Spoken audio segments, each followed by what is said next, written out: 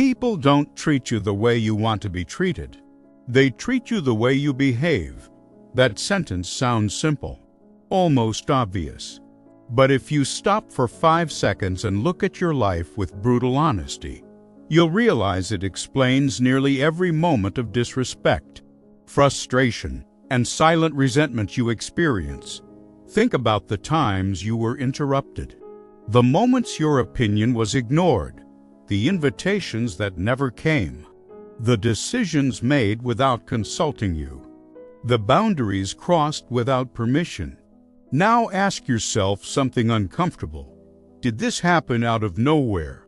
Or was it taught slowly over time? The truth no one likes to hear is that the world is a ruthless mirror, but it's also incredibly fair. It reflects exactly what you project, not what you wish you projected. And as long as you believe the problem is always other people, you'll keep giving away your power without even noticing.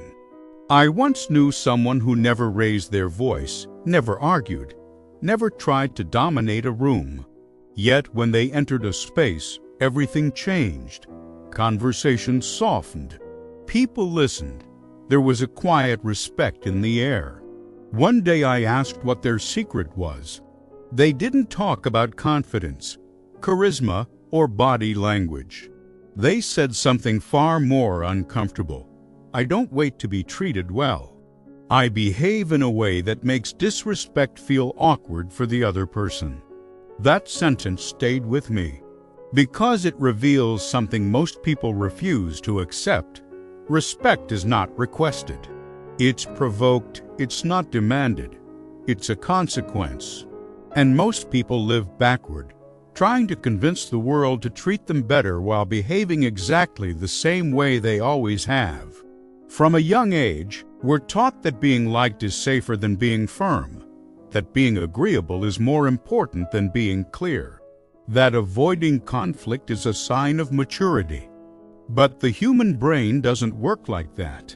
Psychologically, we respect people who demonstrate self-control, emotional stability, and clear boundaries. When you laugh at something that bothers you, you teach people it's acceptable. When you over-explain yourself, you teach people your decisions are negotiable. When you tolerate small disrespect to avoid being difficult, you teach people your discomfort doesn't matter. And the world learns fast, much faster than you think. Pay attention to how you speak when someone challenges you.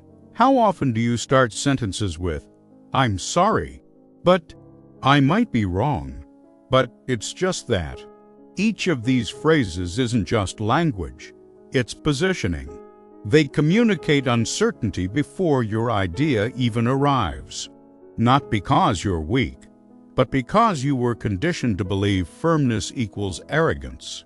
And while you try to be a good person, the world interprets that as permission. Respect doesn't disappear all at once. It leaks out quietly. Every time you react emotionally, every time you shrink emotionally, there's an invisible pattern shared by the most respected people you've ever met. They aren't the loudest. They aren't the nicest. They're the most consistent. They don't change who they are to match the room. They don't renegotiate their boundaries based on mood. They don't explain themselves just to exist. And that creates something powerful: predictability. The human brain trusts what's predictable, respects what's stable, feels uneasy around emotional chaos. If one day you explode and the next day you disappear, you become unstable, and instability doesn't create respect. It creates either caution or disregard. Maybe the hardest truth to accept is this: no one wakes up planning to disrespect you. People test boundaries, always, subtly, automatically, often unconsciously. A joke here, an interruption there, a late reply, a decision made without you. If nothing happens, the boundary shifts. Not because people are evil, but because the human brain seeks the path of least resistance. If you never correct, never pause, never signal discomfort, you become that path. And later you wonder why no one takes you seriously. There's a specific moment when everything changes, not when you yell, not when you explode, but when you stop reacting instantly and start observing, when you don't rush to respond, when you let silence do the heavy lifting. Silence is powerful because it breaks the expected social script. Most people expect defense, explanation, or submission. When none of that comes, something shifts internally. The other person starts filling the silence with insecurity. And in that space, you regain control without imposing anything. But silence alone isn't enough. It must be paired with consistency. If you're silent today and over-explaining tomorrow, the effect collapses. Respect is a system, not a trick. It's built from small daily decisions.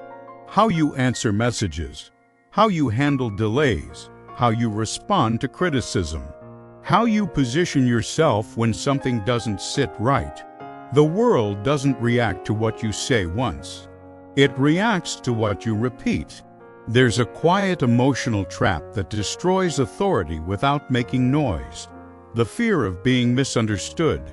How many times were you unclear to avoid sounding rude? How many times did you explain too much to avoid sounding cold? How many times did you swallow discomfort to keep the atmosphere pleasant? The problem is, you pay that cost alone. People rarely notice your internal effort to keep the peace. They just get used to your flexibility. And excessive flexibility isn't seen as virtue. It's seen as functional weakness. People treat you based on how you behave, but also based on how you respond when things go off balance. If you show that everything affects you, you become controllable. If you show that nothing affects you, you become distant. The balance is showing that you notice everything, but choose when to act. That's real self-control. Not coldness, sovereignty, understanding that not every provocation deserves a response, but every form of disrespect deserves awareness. A powerful shift happens when you stop asking, "Why do they do this to me?" and start asking, "What in my behavior made this possible?" That question hurts, because it removes the comfort of victimhood. But it gives you something far more valuable: control. When you realize you teach people how to treat you, you also realize you can teach something different. And that doesn't require constant confrontation. It requires adjustment in posture, tone, timing. The most respected people rarely talk about respect.